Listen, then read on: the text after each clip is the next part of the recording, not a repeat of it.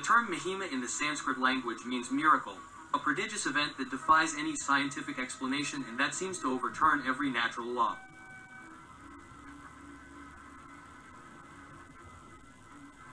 Today, throughout the world, the name Bhagavanari Sathya Sai Baba immediately evokes this extraordinary power, also known as Chamatkar.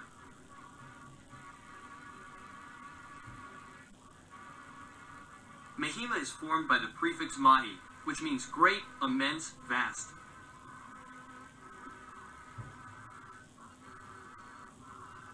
Mahima is also the magical power of maximum expansion and the ability to contain and encompass everything and everyone.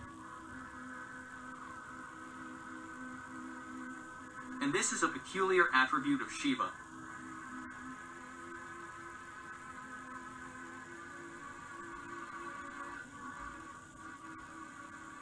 Mai is also the goddess of the earth, the cosmic cow of Soma, from which flow prosperity and abundance.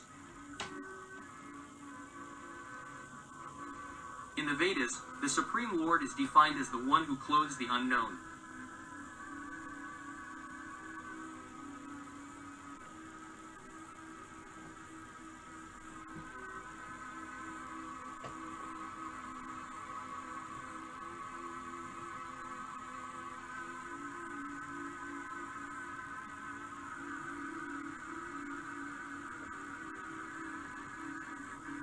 The concept of miracle is closely connected to the act of giving.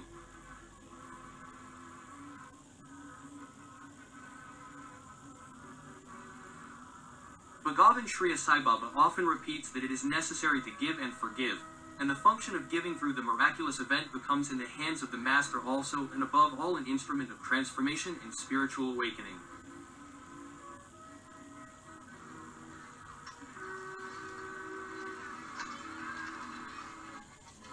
On the other hand, the Avatar's task is to elevate human consciousness to the dignity of universal values.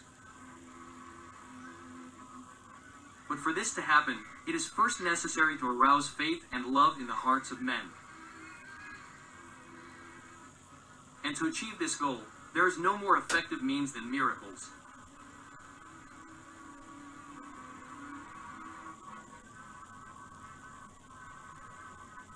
Sai Baba expresses his extraordinary powers daily and before everyone's eyes, but in the Master's life, the period from the age of 16 to 32 was the one in which Mahima, the miracle, played a predominant role.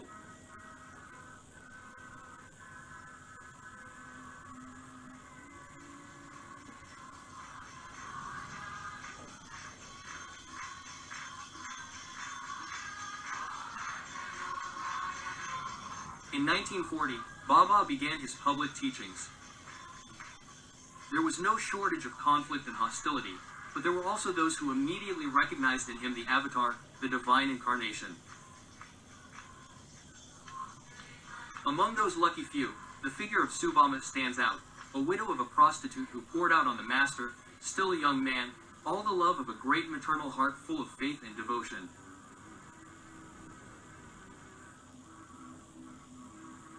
He made his house available, built a shed to accommodate the devotees who increased day by day, and for a good 4 years he personally took care of everything, always vigilant and tireless.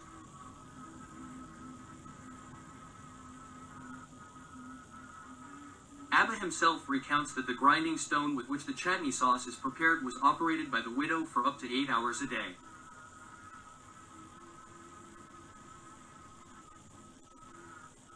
And it was because of this love that the woman expressed through silent and selfless service that the Master showered her with graces and promised to grant her darshan in the last moments of her life, accompanying her himself to the supreme abode.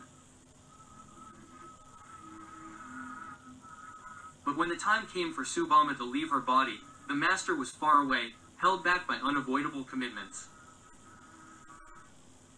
The dying woman did not stop calling on him, until, exhausted, she closed her eyes without showing any more signs of life. However, no one dared to touch that motionless body from which an unusual splendor radiated.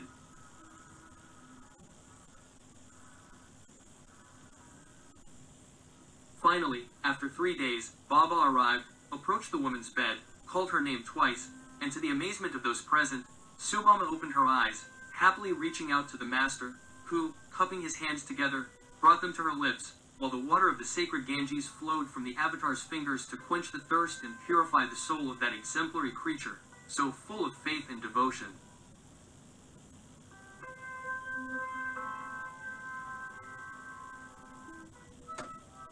Although these prodigious events were most prominent in the period already mentioned, they are not uncommon even today.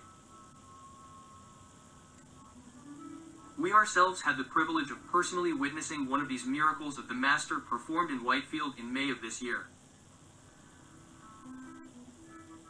This time the beneficiary of the Avatar's grace was an Indian physician, Dr. Kanima Prasad Verma, who had suffered from bilateral thrombosis and had been severely paralyzed for 2.5 years in both his upper and lower limbs.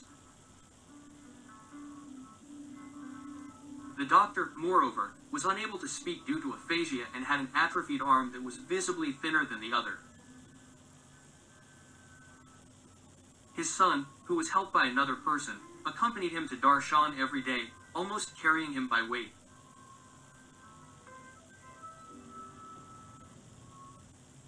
That morning in May, while a bhajan of Shiva was being intoned, the Master passed us, and a few steps from our position he stopped in front of Dr. Prasad, who was sitting in the row reserved for the sick.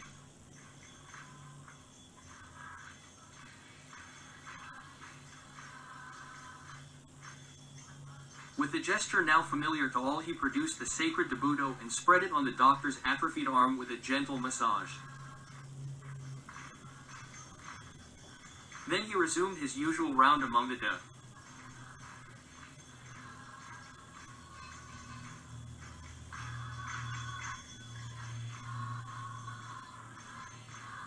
But had only taken a few steps when the doctor, standing up without anyone's help, trembling with emotion, invoked the name of Baba, extending both arms towards him, which he could now move easily.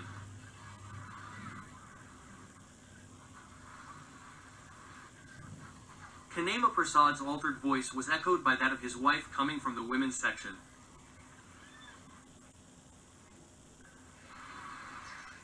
Both of them wept with joy, imploring and blessing the Master who, in the meantime, imperturbable, without even turning around, walked away with his quiet and majestic gait.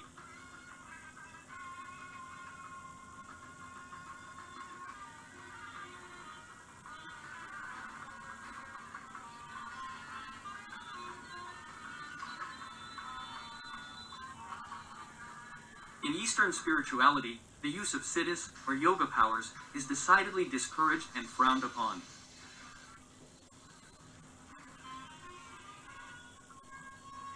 And it is in relation to this that, especially in his early years, Bhagavan Sathya Sai Baba was harshly criticized by the pandits and masters of the various yoga disciplines. The use of yoga powers is always and in any case an expression of the Inanno constellation.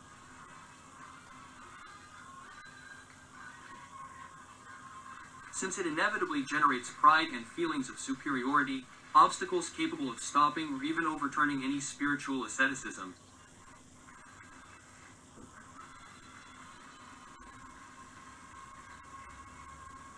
All this is certainly right. However, it would be a serious mistake to consider Baba a yogi or an ascetic, even an illustrious one. He is the avatar, the divine incarnation. His miracles are not the result of a yogic discipline, but the very expression of the divine nature, perfectly attuned to the order of things, free from desires and incompleteness.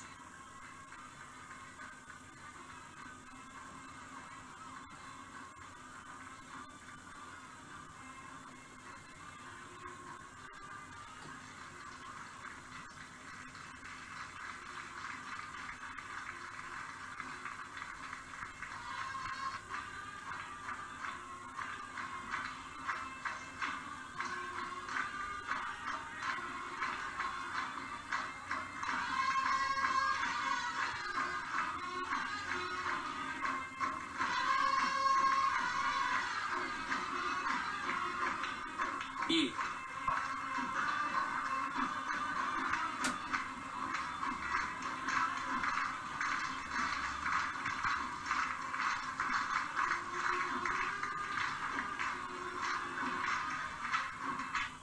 And it was precisely one of the greatest Indians, Swami Shivananda Saraswati, a master of Kundalini Yoga, who experienced the divine power of the avatar to his own advantage.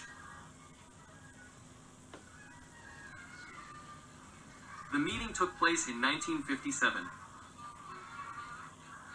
In Rishikesh, in the famous ashram founded by Shivananda on the left bank of the Gangcho.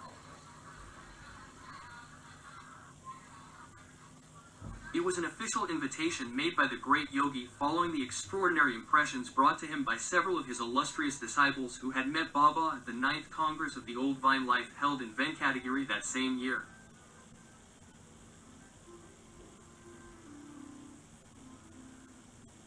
One of them, Swami Sagsaidan, had stated textually, "All these silly stories about Baba must be denied.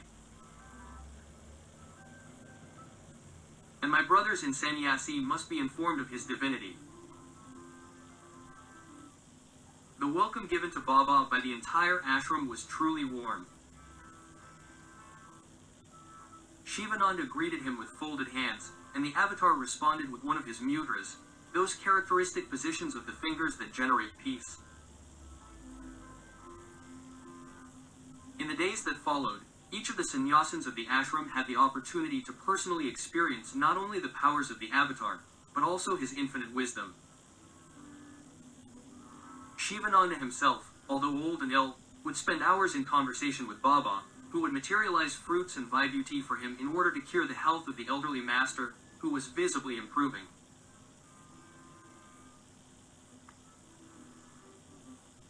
On the day of Baba's departure, it was a pleasant surprise for all the sannyasins of the ashram to see their guru Shivananda enthusiastically walking up and down the stairs, showing the various parts of the hermitage to the divine guest, who until a few days earlier had been pushed around in a wheelchair.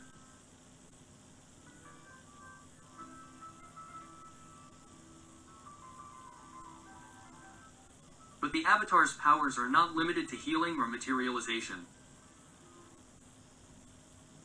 He can travel at will through all dimensions and is aware at all times of whatever is happening in any place.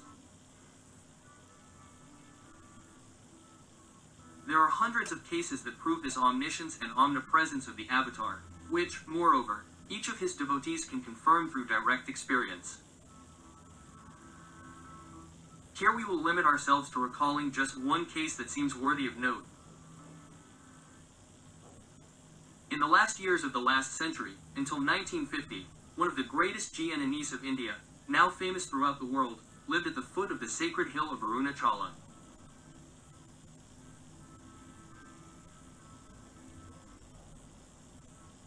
After achieving supreme realization at the age of just 17, in the ashram that formed around him, he taught the purest form of Advaita Vedanta, the path of non-duality.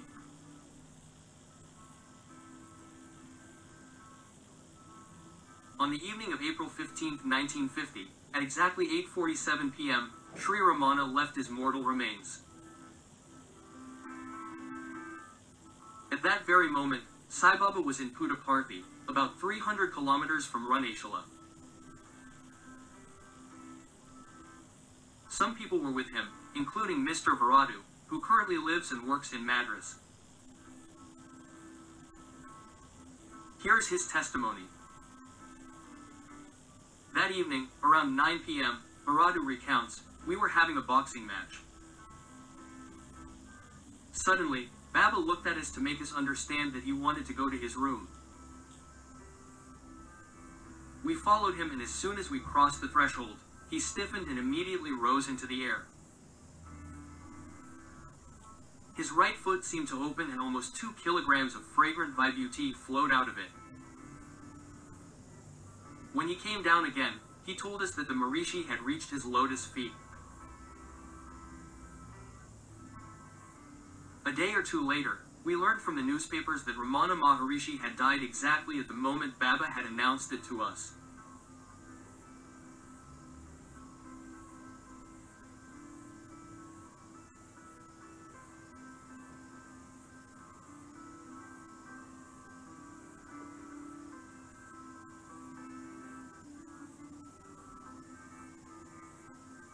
We have cited examples involving famous people, but the grace of the Almighty makes no distinction of caste or social status, because the Lord, as a great Indian poet sings, enters every old hut.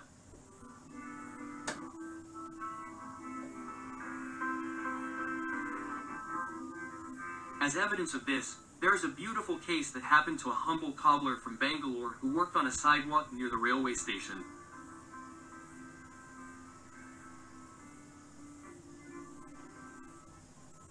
Having learned that Baba was visiting a family of devotees in the building opposite, he could not resist the temptation and entered the crowded courtyard of the building, peeking through one of the windows. Baba noticed him at once and, with a smile, went to meet him, coming out into the courtyard.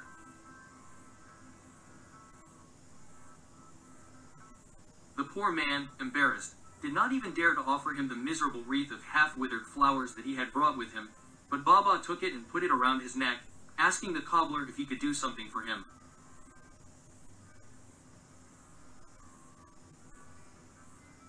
The cobbler, increasingly moved, replied that he would be pleased to have him as a guest in his poor hut so that he could at least offer him some fruit as a sign of devotion according to Hindu tradition.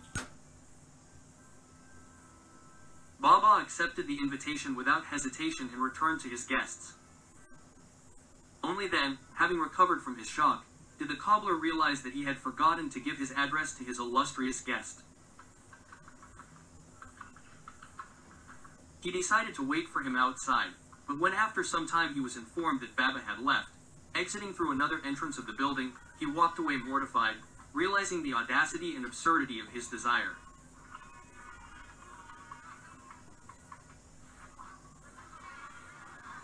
A long time later, when he no longer thought about that unusual adventure, the cobbler saw a large car pull up to the sidewalk where he was repairing his sandals.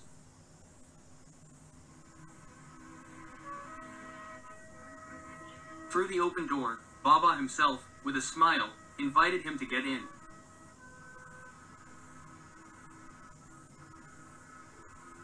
Amazed and confused, the humble craftsman took a seat next to the avatar, who immediately ordered the driver to start, showing him the way himself.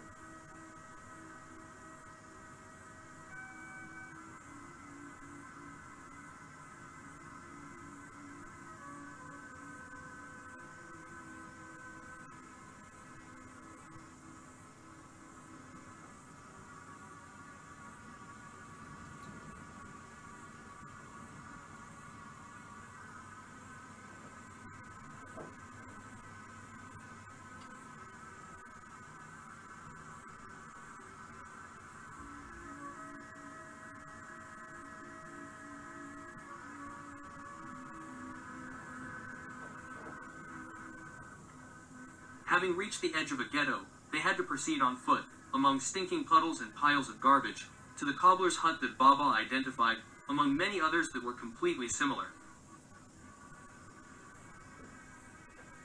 The cobbler.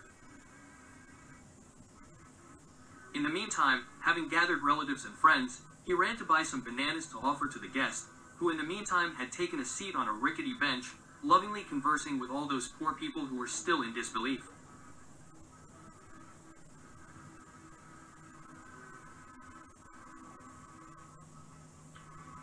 Then, before taking his leave, with the characteristic gesture of his right hand, he produced food and delicious sweets for everyone, accepting for himself the fruit that the cobbler had bought as a token of homage.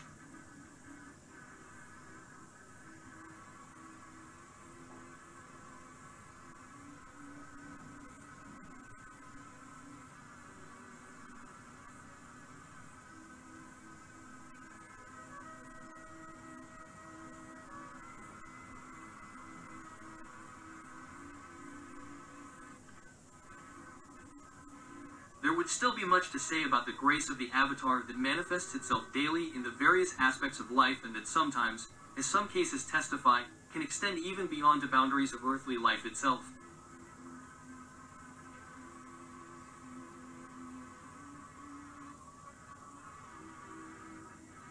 In Hindu mythology, Citragupta is the clerk of the divine court, the one who scrupulously records in a large register called the Grasamdani the good and bad deeds of all men.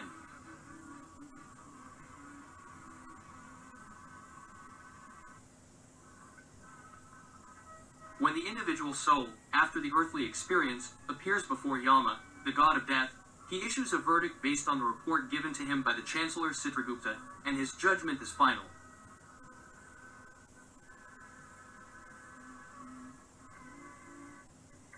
Well, on more than one occasion the Avatar reached his devotee now before Yama's throne and interceded on his behalf, bringing him back to Earth once more.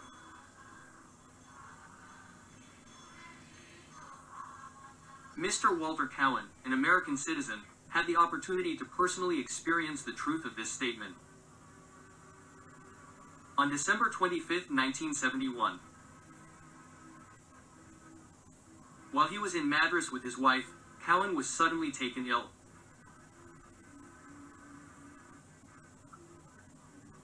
He was rushed to a renowned clinic in the city, where he was found clinically dead, dabbed with cotton wool, and covered with a sheet.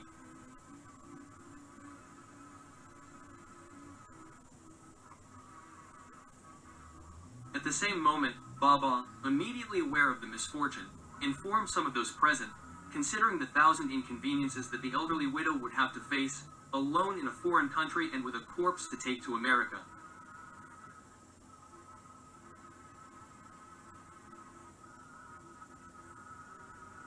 At 10:30 in the morning, the master went to the hospital, entered the mortuary alone, and shortly after emerged, followed by Mr. Cowan, more alive and well than ever.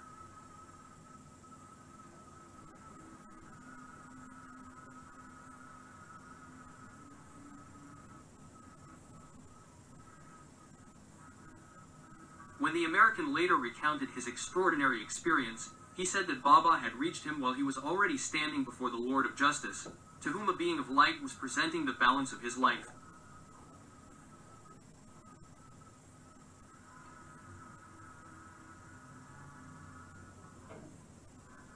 The master's intercession had immediately put an end to the judgment, and suddenly Cowan, as if waking from a dream, had found himself lying on the marble floor of the mortuary.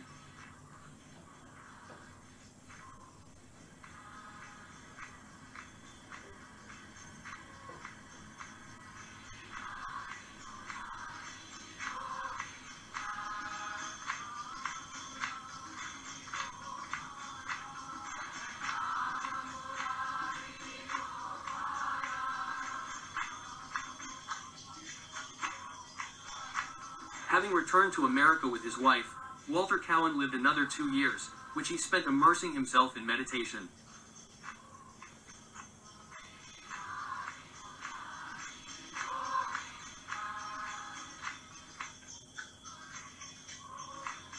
A few days after his death, the master sent his widow this telegram: "Walter has reached me in excellent health.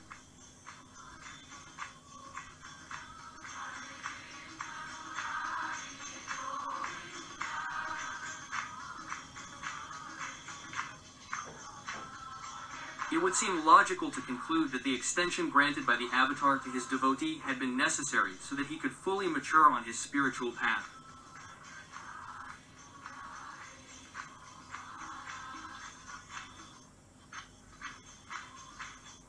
However, it must be added immediately that if our attempt to explain the miraculous event is legitimate, it is equally important to remember that both the Avatar and his prodigious manifestations transcend every possibility of intellectual analysis.